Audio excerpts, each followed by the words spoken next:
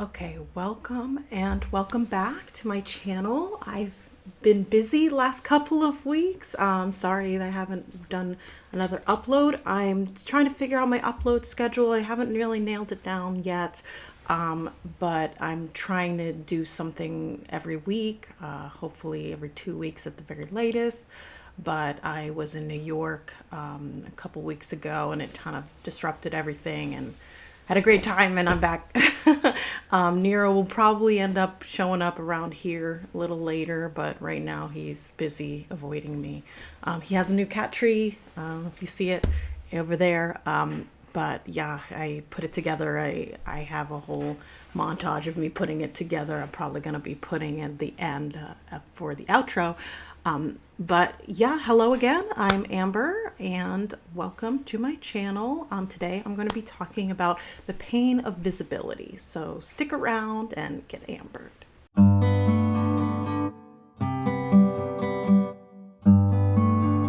So when I think about my relationship with visibility, and specifically, I guess the pain of being invisible versus being visible.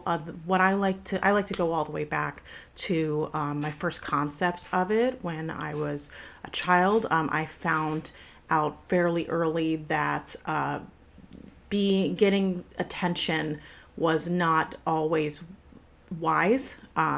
I remember very young, maybe I was like 5 or 6, before kindergarten. I went to, not gonna name drop, but I went to like this school, like for pre-K, I guess, and but the teacher was actually harmful. Don't know what I can get away with saying on YouTube, but she didn't like boys. And I didn't know what else would set her off, but I know that she yanked some kids pretty harshly and yelled at them. That was kind of my earliest idea of child harm. And I remember she never talked to me because she was fine with the girls. She just like was always yelling at the boys. Like the girls could do the same thing as a boy would do, and they would just get so much more harsh treatment. And so I was like, well, at least I'm a girl, so I can just kind of hide and go under the radar. And I remember one time, there was only one time that she talked to me, and it was because there were parents trying to visit the school to see if they wanted to send their kids there.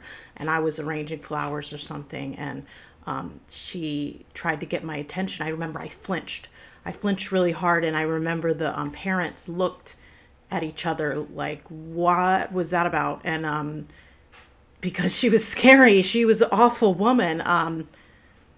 But I distinctly remember that being like the earliest version of attention and of visibility and of hiding. Like I recognized that being visible was bad very early on. I kind of changed my mind about that a little bit when I went to my next school and like lower school, things like that. I was popular for this is so silly. But I'm going back really far. Like first and second grade, I was popular. I was the most popular girl in the class of like 20 people. It was very small. And then I switched in third grade, and instantly I was an outcast. And I I guess I was still visible because the teachers were always interested in what I had to say, but the kids were just like, "Who are you? Ew, go away," And I it was kind of like in between, but for the most part, I recognized again that visibility was not a good thing to have because it just puts a target on your back. Because people weren't going to. It's not like people were being nice to me because they saw me. It was just like seeing me was usually a detriment. It was usually something that was going to cause pain or cause not physical injury, but it's just I just remember like every class, like some people could get away with not saying anything, and then they would just, no one would notice if they contributed or not. But I just remember all my teachers would always know if I said something, and I was like, that's super unfair. But at the same time, like, I used that to my advantage. Like, I distinctly remember having a strategy where if I had the homework, if I did the homework and I only knew the answers for like 1 through 7, I would, and then I knew I didn't know the answers for 7 through 8, I would just like raise my hand like obsessively and be like for the first 1 through 7, so that by the time we got to the end of it and I didn't know the answers, like no one would know, because they had called on me too much and they had to let other people have the floor. So I remember distinctly that learning to I guess you could call it manipulating an audience. But I guess it was much less sophisticated, but than that, it was just like, I knew that eyes on me were going to be, relevant to, like, they weren't, eyes on me were never going to be like a good thing, like, I would sing. That's the one thing that I would do in throughout my lower school, middle school, everything, all school. I would sing, and that was the one place in life that I was not worried about eyes. I remember they gave me the title role in like some play about lambs or something in second grade, and I remember singing my heart out and being really happy about that part, but then I had to say my lines and I was scared. I was too scared to say my lines, and it was just so random, because it's just like, why would you be willing to sing in front of all these same people but you aren't willing to talk? And that's kind of how it's always been for me. For whatever reason, the stage fright isn't there when it comes to singing. I think it's because I feel confident in it, maybe. I feel like I can share something with the world that I presented. And a lot of times I wouldn't see that with writing and with speaking. I wouldn't see that as one of my strengths, mainly because I had someone in my life that was better at it than me. And I was always I was always in her shadow, and I was always kind of trying to make sure she had the spotlight, because if she didn't, it wasn't going to be good for me. So I translated my experience to performances and audiences. That's how I saw visibility and invisibility, because I knew that for whatever reason, well, I know the reason, but I don't want to get into it super well here, because it's just going to be a whole tangential conversation. But essentially, I grew up in the American South, and I don't know if you noticed, I'm not white. So a lot of the places that I were in, it was all white. It was very homogenous is the word I would use for the population. And so being the only brown face in the room, of every single room, you're going to stick out whether you want to or not. And I was always doing that. As much as I knew people that wanted to not be ordinary and wanted to, stick out, and they wanted to grab attention, I recognized very early on that attention was dangerous, that attention was not always, was rarely, if ever, something that was going to make my life better. And I remember a lot of people can relate to this. I grew up in the age of Brittany, and just watching the paparazzi absolutely destroy her when she was younger. She was maybe 4 or 5, maybe 6 years old. I don't know how much older than she was than me, but I remember her kind of growing up on screen, and just her life just seemed awful. It just, just watching all of her mental breakdowns and stuff when she was trying to struggle to survive and live and, just be a person. And that gave me a very strong fear of fame. there was always the question of like, oh, if you sing, like, don't you want to sing professionally? And I was like, absolutely not. I would never, because I saw what happened to famous singers. Like, they got eaten alive. I would like to use my voice at some point. I think I want to use it. I want to do children's content eventually. I want to do like, oh my God, if I could be a voice actor for one of those like Steven Universe or something like that where they sing all the time. Oh, that's the dream for me. But I digress. That's not relevant to the pain of visibility right now. But in general, like, I was afraid of visibility. Like, I was willing to be on stage. I was willing to be recorded to a certain extent. For the most part, I avoided cameras. My dad was really big on taking pictures. He's a photographer. It's his passion. He just loves taking pictures. And I just be like, no, don't look at me. Like, I was always not good looking enough, I guess, or like maybe I didn't want my appearance, especially like earlier than 18 and definitely into my 20s. I didn't want anyone knowing what I looked like because I didn't feel like I could have control over what I look like. Like, I wasn't allowed to have makeup or anything like that. I wasn't allowed to fix my eyebrows, which were like a really awful looking unibrow. Like, my mom would always be like, I love unibrows, they're so cute. And I'd be like, oh my God, no, like, not on my face. You could have a unibrow if you want, like, no, like, that's not what I want. But I wasn't allowed to fix it. So I just always felt like hideous. No. I don't know. It's weird. I had like a confidence about me, but like, I don't know why, because like, I didn't want anyone to know I existed.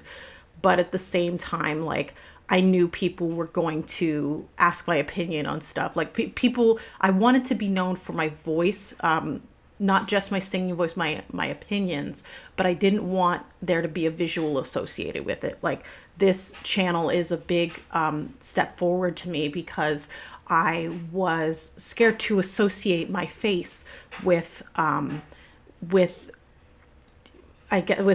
with my opinion, because I just felt like it always held me back. Like, I thrived in anonymous forums. I kind of have like, this is strange, but I have a soft spot for like To Catch a Predator and stuff, because I was 14 back in like, 2003 or whatever, like when the show was on. And so like, I was 13, 14, 15, like watching these TV shows with like where Chris Hansen's going to get the bad guy. And I'm like, I was talking to those bad guys. Like, as much as like my parents tried to keep me offline, like, that was my heyday online. Like, I was on all the forums. Like, it was just like constant. It was like the chatting was constant, and I had so much time because I was in middle school. Like, what else are you gonna do in middle school? My peers were like doing graphic stuff with people. I mean, not physically, but they would like talk, like have like illegal conversations when you're a minor, let's just call that. I wasn't doing that, but at the same time, like, I was talking to people who are in their 20s or whatever, and I was calling them my boyfriend or something. Like, I don't know, like, I didn't know the risk. Like, I kind of knew the risk, but I didn't know the risk. Like, I saw, like to Catch a Predator, Chris Hansen, I was just like, oh, like, oh no, those are the bad ones or whatever. But I didn't think that like what I was doing was the same thing, which it definitely was. It was definitely the same thing. I'm really grateful that nothing bad happened to me and no one, traced my IP or anything like super horrific. I just kind of like talked to people who were very age inappropriate. And so did my friend. And I don't know. My friend like actually got into like relationships with them. Or whatever. She never met them, I don't think, but like they were like, they called it cybering. I think you can kind of guess what it is. It's let's just call it inappropriate behavior online. Yeah, and it was super illegal because we were all like 14, 15. But anyway, I tangented really hard for a second, but in general, I felt like I could only get attention when it came to something that I believed. I felt like my appearance was a detriment to it. I felt like if someone saw me as, you know, a woman of color, then my opinion is void. You know, like online I could be anyone I wanted. So I would be able to say whatever I wanted and, like, you know, like comment and stuff like that. But like, if you see me, then suddenly you're not interested anymore. Or suddenly you're like, oh, well, she doesn't have any validity, because especially like with because like I would be talking in like mostly male forums and stuff like that. For those of you who don't know, forums were like kind of the predecessor to like any chat rooms or whatever. I'm not really sure what kids do now. I think probably Roblox or something, but it was like equivalent of Roblox was forums. And I would like be like in nerd culture. I'd be like talking about anime and stuff. And like, you know, I don't know. It was like my first kind of like voluntary social like segue into the adult world. Too early for sure, because something bad could have happened to me. Like we were talking to people like in the Netherlands and like in you know, New Zealand. So like we weren't thinking that they were going to be able to do anything, because it's like, oh, who cares if they're like 17, 18, 27 was like the oldest one. Like they can't meet up with us, you know. We may be 14, 15, but like we're safe because they don't even live in this country. And it didn't even cross my mind they could have been lying and lived like around the corner from me, could have just showed up at my house. Like totally possible. Don't love that idea. Super not glad that I hid that from my parents, you know. Super glad that instead I survived and nothing bad happened, because I definitely have heard about the alternative, you know. But I say all this to say that that was kind of, if it wasn't through a screen, almost, if it wasn't through a screen or a veil or some kind of removal, I was not willing to be visible in any way. And that has really stuck with me for most of my life. Actually, I've had to really work on like my social development from scratch, because I really I didn't have a whole lot of friends growing up, mainly because like I switched schools, you know, kind of like halfway through like lower school when everyone had formed the cliques and stuff, and then everyone kind of like sticks together for like all the way through middle school and high school and stuff. And it was an all-girl school, so you know, here's confession time, I guess. That was another reason why I didn't get along with people, because mommy issues. We'll just say I have so many mommy issues, and it was, yeah, I didn't get along with women, and so that was the only option, and it was bad. I did not get along. I switched to a co-ed school about halfway through my high school progress or whatever, and I had all kinds of friends all of a sudden, because I got along better with guys, you know. Like part of it was being a bit of a pick-me. I'll explain that later. That's definitely a video coming up, pick me girls or whatever. It was definitely some internalized misogyny for sure. But I didn't know that at the time. I didn't know a lot of stuff, but I was like, I was just deeply opinionated, and I just remember that causing a lot of problems for me, because I would be so staunchly like unreasonable and rigid about stuff that I would end up shooting myself in the foot. I would end up, you know, undermining my own cause a lot. So people wouldn't even want to be associated with me. Like that was another element of the visibility. It's like if I was behind a screen and I was just a username and I was anonymous, then like I could get away with saying whatever I wanted. But like, you know, like I didn't even, when Facebook came out like, I know I'm dating myself, whatever. And Facebook came out, I fought it for the long, I fought it till I was 25 years old. I made a Facebook at 25 because I was just like, because my silly butt decided that it was just a fad and it's going to be like GeoCities. Like, oh my God, does anyone remember GeoCities? Like, wow. Or MySpace. I was like, it's just going to be another MySpace. It's going to be a fad. No one's going to be doing Facebook in a couple years. And like 20 years later, like here we are. But I fought it for the longest because like I knew that Facebook was not going to be the same as like my other anonymous platforms that I've been using. Like they would have my face, you know, so I just couldn't say whatever I wanted. And I do feel that way still, even now. Like, I mean, technically, I guess I could, but no, you know, I see too many people saying whatever they want on Facebook, and I'm like, not a good look. I mean, you know, people do what they want. Good for them, I guess, living their best life, but not me. I always was taught to manage my brand, I guess. That's the way to put it. Like manage my forward-facing personality, because that was kind of like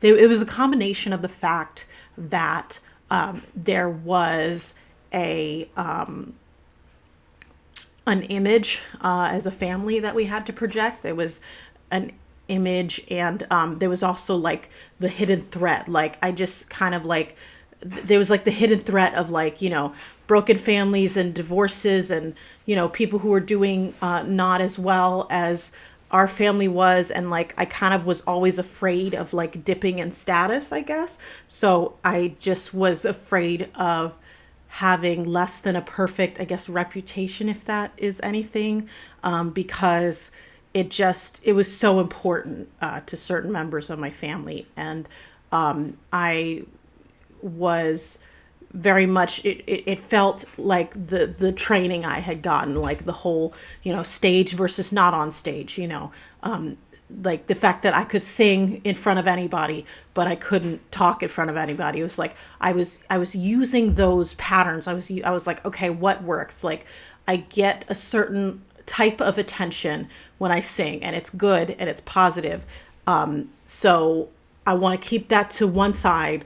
And I don't get a certain type of attention when I speak my mind. And I say, I mean, I was saying crazy stuff. I'm not going to pretend like I was like hot takes or whatever. Like I was edgy or whatever. You know how, you know that everyone's got an edgy. I feel like everyone has to have an edgy phase so they can get over it and like be an adult, you know, like, I mean, like, I'm so grateful I grew up in a time without, you know, like camera phones and like internet being as big as it is. Cause I had some takes that would really like not age well. We'll just say that they wouldn't age well.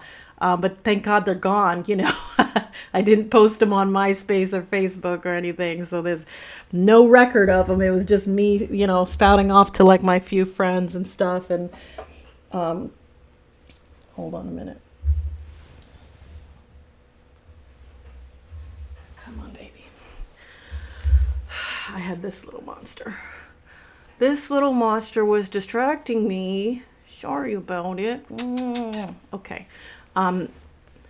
Yeah, so I'm glad that I kind of grew up in the time before pictures were a thing, because, or were as easily accessible as they are, because they were it would have been a record of like a lot of like the versions of myself that like I left behind. So like I'm kind of glad that there's no record of them, because I wasn't very tolerant growing up of a lot of things. I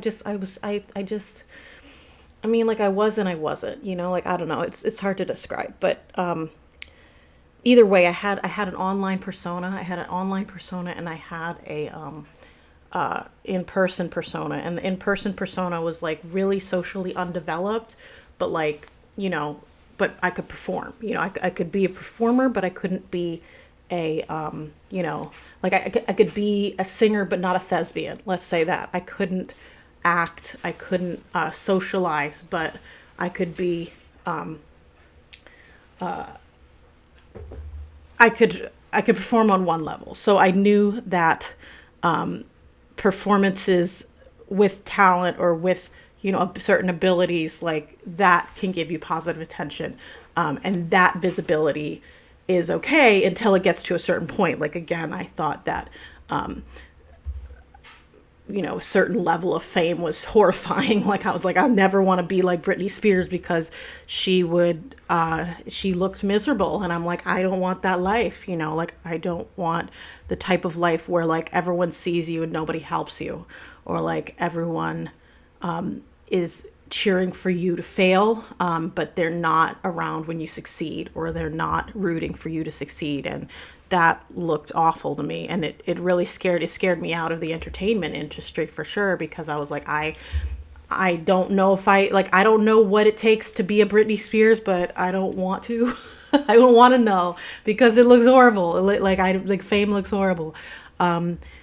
It took a lot to like approach this even, because it's like, even if I only get like 100 views or whatever, like maximum, like that's still huge for me, like that's still a lot of people like looking at me for reasons that are not singing, and that are not, I guess, fully in my control, and I guess can be judged and torn down.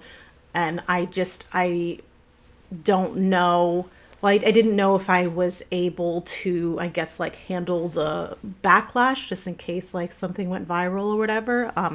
But here I am. I'm facing all my fears. That's what I planned on doing this year of my life. And anyway, I tangented again, but in general, the approach that I took to visibility was that it related to audiences, stages, and performers.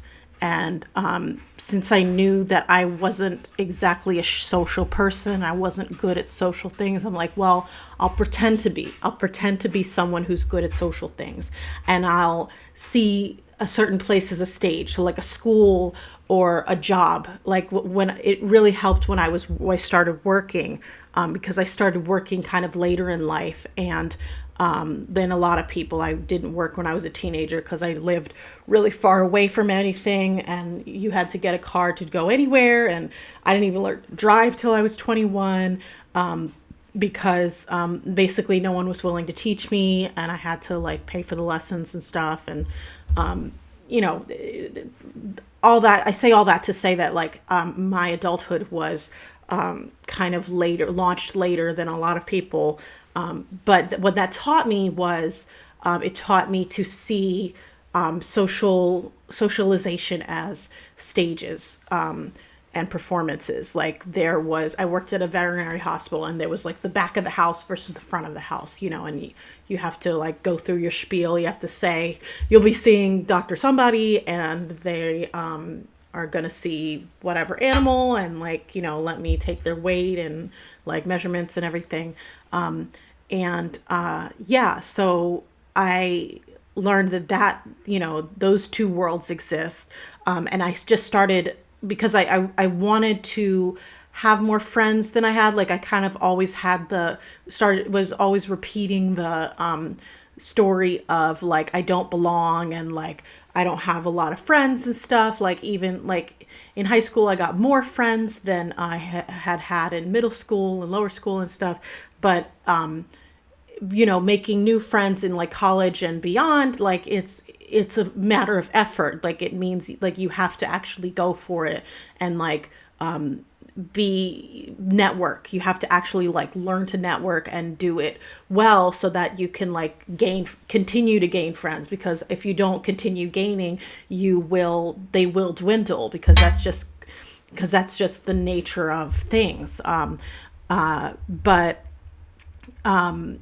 in general, like I kind of got like sideswiped in the middle of all that, because then I got into that relationship I've talked about before, the 9-year one. And then it was like, I had social life, I did, but like it wasn't as important, because it was like, oh, I had my person at home or whatever. And like, I could just like be codependent on them, and it could just be me and him or whatever, and my cat for the world or whatever. And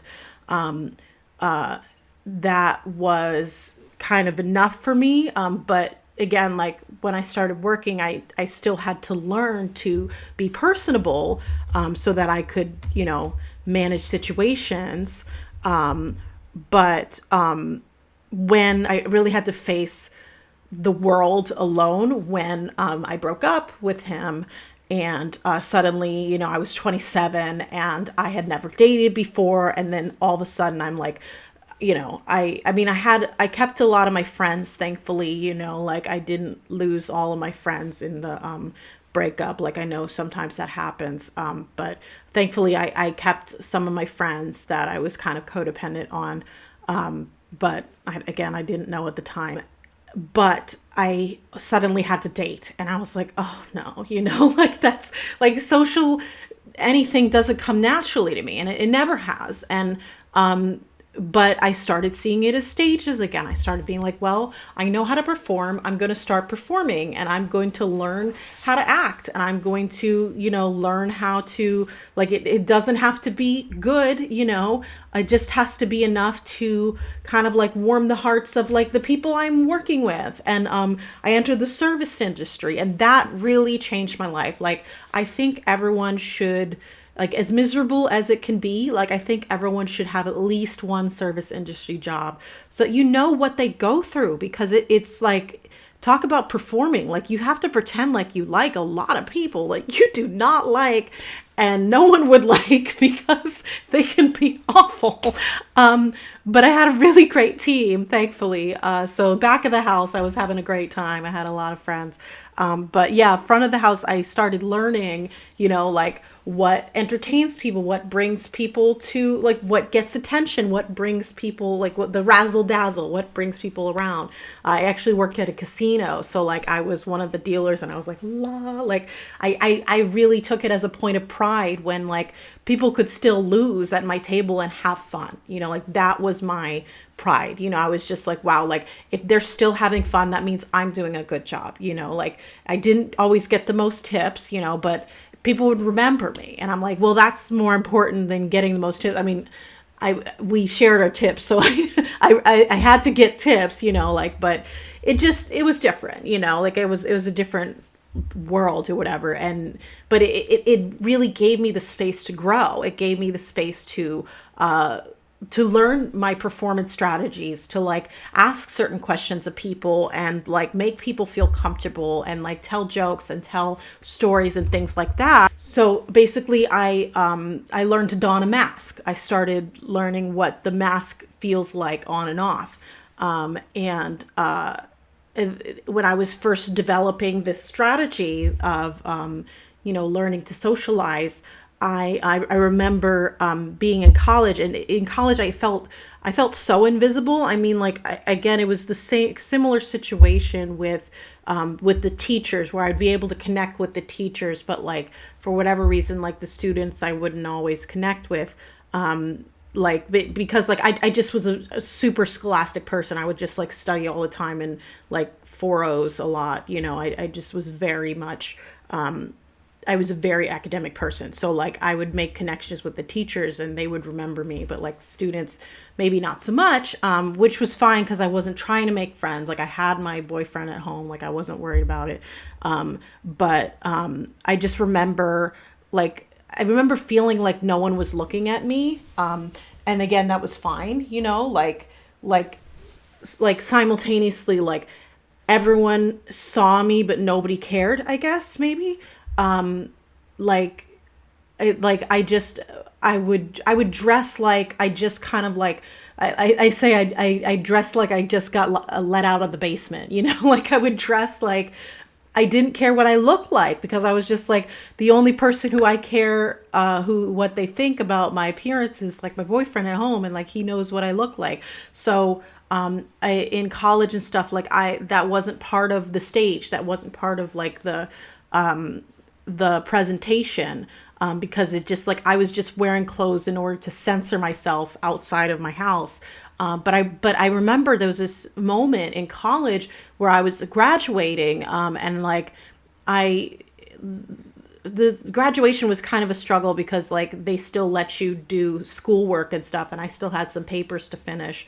like when I was walking on stage. So I didn't feel fully like I was done. I'm like, they can just revoke my, they can revoke my, diploma at any time, so it kind of like felt surreal, I guess. But I remember like after I walked off stage, I was going to pick up something from my car and then come back, and somebody yelled out their window. They're like, "You're my hero." And I was like, what?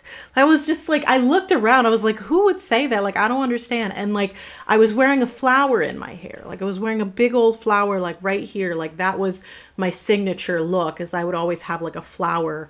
And I was just like, that matters, like I thought no one saw me and nothing mattered, like as painful as it had been to be visible, like I was almost comfortable being in that invisibility. I was very much like, oh, like I'm safe in this invisibility. And then to know that, like, even if it was just like one person, but like that one person said, like, "You're my hero," like, what, like style, I was like, am I being a style icon? Like I most of the time I dress like, I rolled around in my laundry basket, you know what I mean? Like, but then I started to realize that, like, it still matters. Like some people still, like, attention is still important, regardless of, like, I guess how much of it or like where it's coming from. Like people can still see you. If you're outside, people can still see you. And, I don't know, like people also, I've noticed, like respond to like the authenticity of it. Like I was just wearing a flower because I wanted to wear a flower in my hair. I wasn't trying to be a style icon, but like someone was very, inspired by that. I was like shocked. But like that really had an impact on me, because it's just like, you never know, like, you just never know, like what moments are going to be memorable and stuff. Like, again, like that person could probably not even remember they said that to me, but like, I remember it all these years later. And it made me kind of like lock into like reality again. Like, oh, like I do exist, I guess like things that I do, have impact, like even if it just like made someone's day to see someone walk the graduation with the flower in their hair, like it mattered to someone. And I was like, wow, like I just never considered that. But like in general, like I kind of carried that to the whole casino industry where I was in. And I was just like, well, I wanted to wear a flower every day. And so I would have like different flowers, and some of them would be, would have dice in them, and they made of cards. And like, I bought some from a friend, in the industry. And like, it really taught me, it taught me like that authenticity matters, because like that was something that I was doing for me. Like technically I was doing it to dress up for work, but at the same time, like it was something I wanted to do. And no one had really like taught me to do it. So like in that way, I was kind of like leading in a weird way. Like, cause again, like I didn't know anyone cared that I wore a freaking flower, like why should that matter? Like it mattered to somebody, but yeah, like that's the visibility that, I didn't think mattered. Like suddenly, like I started noticing it. And then once I started noticing it, I couldn't unnotice it, So I started to learn to use like authenticity, like in certain contexts, to be on this social stage, to succeed on a social stage. But ironically, as much as I'd been trying to do it, like I set up stages. So there was, school and work, and those were stages, but I couldn't carry a lot of the social skills over to like be normal at a party, for example, or whatever. Like I was always kind of weird until I got inebriated, like I would drink at parties in order for me to not hate them, because I just, for whatever reason, it was just, because I'm introverted, and like I just could not stand being in a room with like 20 people I didn't know. Like I could not stand it. Like 20 people watching me sing, oh, no problem. But for whatever reason, that didn't connect. Like I've no nervousness whatsoever, but like it put me in a room and we're all like standing around talking to each other like, oh my God, that is my worst case scenario for whatever reason. And so I would use alcohol. I would use alcohol to be a social lubricant, as they say.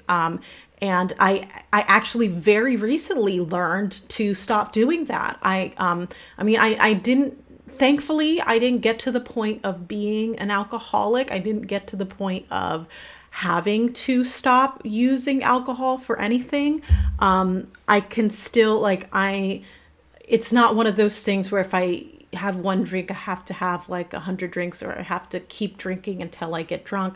That's not something that has been an issue for me. Like I'm very grateful because I have an addictive personality, and I would think that that would be something that would happen to me, but it doesn't. Thank goodness. Like I'm very grateful for that. But this is recent. This is in my 30s. I went to a work party, and almost all the time, like especially at a work party, like you don't know anybody, and you're like, some of your coworkers are cool, but some of them are like not, and you like don't want to know them better, and you're just like, oh my God, like I have to like pretend to like you, That's so hard. Like it's so hard without alcohol, So I would just be like super funny, happy, whatever if I had alcohol, but like I had a really hard time, like, especially being around people who drink alcohol and not be drinking with them. Like I would be judgmental and like, obnoxious. But I tried something new. In my mid 30s, late like everything I do. And I tried not drinking at a party. I tried going to a work party, and I had a pineapple. I said, oh, give me a tequila sunrise without the tequila. So essentially pineapple juice in like a, long stem glass. And I had a pineapple juice the whole night, and I just hung on to it like it was alcohol. And then I realized nobody notices. Like nobody notices if you're drunk or not because they're drunk. So it was great. Like the whole night people were like, oh, you must be so sauced or whatever. And I'm like, no, like literally I've been drinking this pineapple juice all night. Like that's literally it. And it felt great.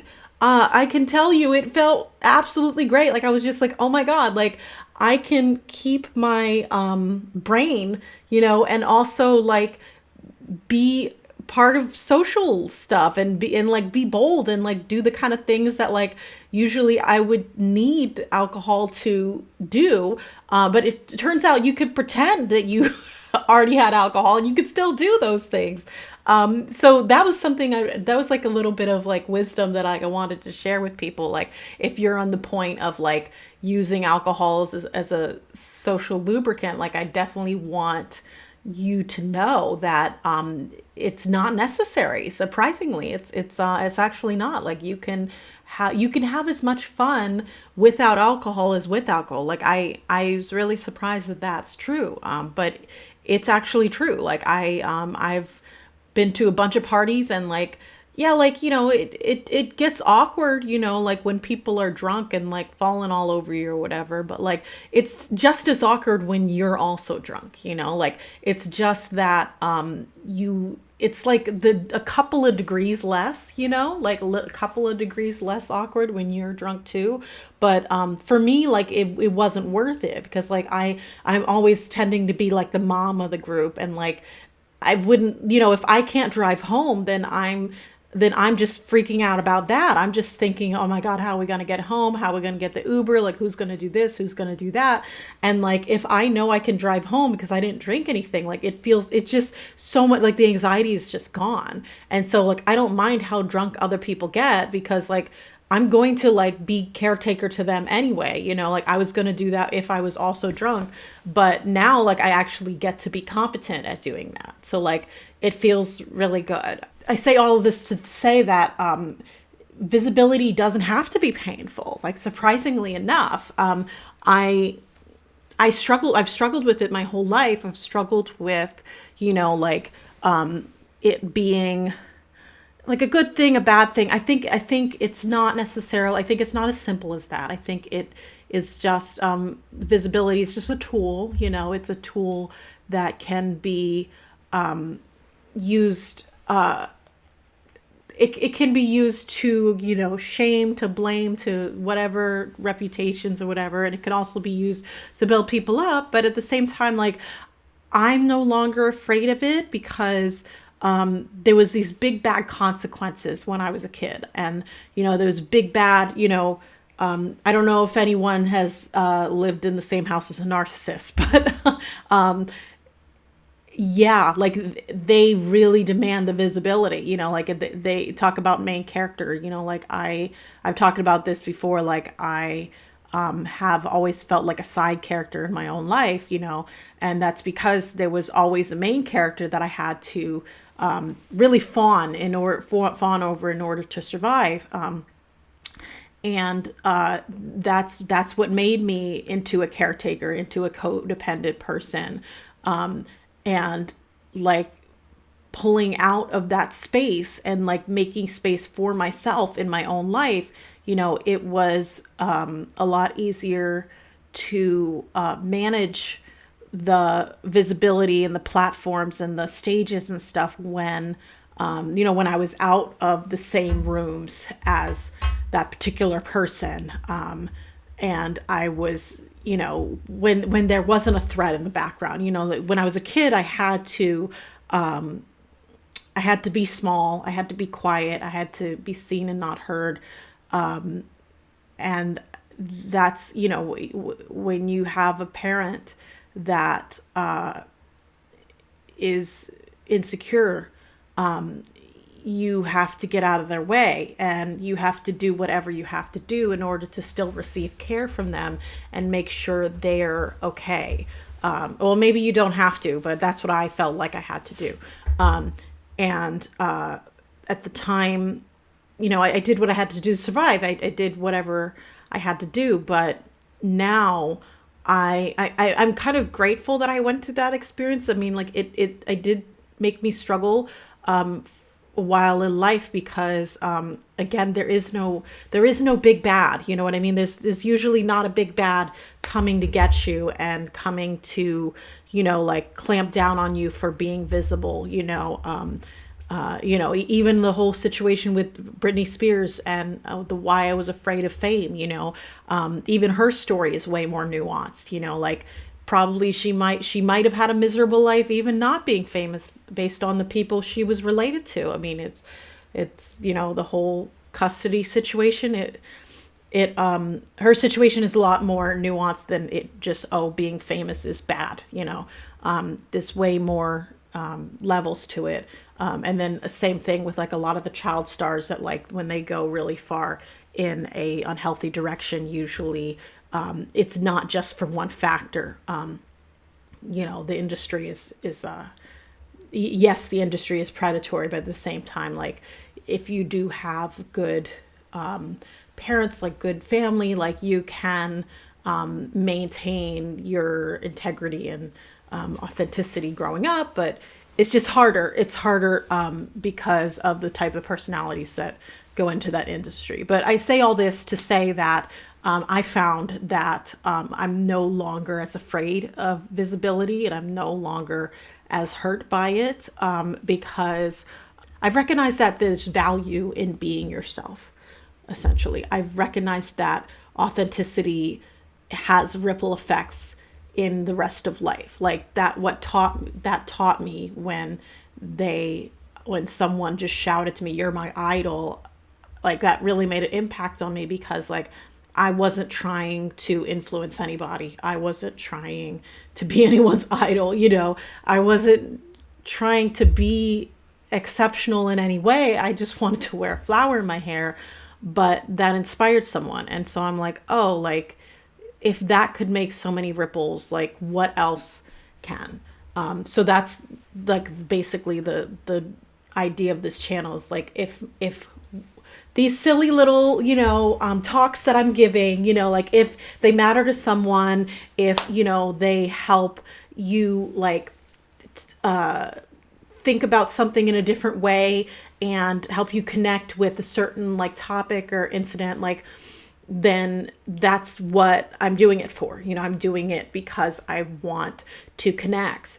And I'm not scared anymore of the consequences of being visible, because most of the time they can be managed. I mean, obviously there's still people who go viral and then like makes a mess of their life, like there's always exceptions, but like they're not the rule.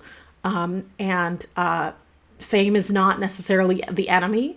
And I'm just kind of like not as scared about it as I used to be, and yeah, I hope that if you're struggling with visibility in your life, if you want to be more or less visible, like I hope it resonates with you that you can turn the world into your stage. Like if you are not the type of person that is able to interact socially with people, then imitate someone who does, who can. And like, yes, that's a mask. And you have to recognize that, if you're faking being social, eventually you'll learn enough until you are, there's the whole, like they say like that it's kind of like a bad thing to have like a mask and like a real persona. But I argue that, sometimes the fusion can be a good thing. As long as the mask that you wear is not, detrimental to like anybody, I think maybe if you incorporate some of the elements of that other persona that you have, it can work for you. And that kind of happened to me. I mean, like even later in life, I think it took me a very long time to, even like drop the mask I didn't even know I was wearing, like of drinking at parties and stuff. Like I didn't know that I could be the type of person that could just go to a party and not drink. But like now I do it all the time. Like it's so much more fun. Like I can enjoy myself. And if I'm not enjoying myself, I can leave, and I can drive home. Like it's freedom, it's great. But I mean, I'm glad that I had the experiences in the meantime, because again, I thought I needed, the substances to get to that point, but now I know that I don't. And I hope that like more people like challenge themselves to try stuff like that, like try to go without the substance, try to go sober and see what happens, because like my philosophy in life is like, if I don't lose anything, I'm going for it, like, I was recently, when I went into New York, I was on the Clarkson Show for like a couple of seconds. And I was just like, if we turn into memes, great, like who knows what could happen, like, I'm not scared anymore. I'm not scared of going viral. I'm not scared of, that visibility because, I've had a life of, many different stages of it, many different versions of it. And I'm okay now. I'm at this point where I'm resilient enough to handle certain versions that maybe I couldn't before, because I think I fused that mask I used to put in front of me of the social person. I think that now I can say that part of me is social, and now it's just a version of me that like I can access now. So I encourage you to try that too, because it's a valuable experience in my opinion. So thanks for sticking around and getting ambered. My boss is telling me I gotta go. This guy is really fed up with me and he wants me to go to bed, so I gotta do it. Bye, everybody.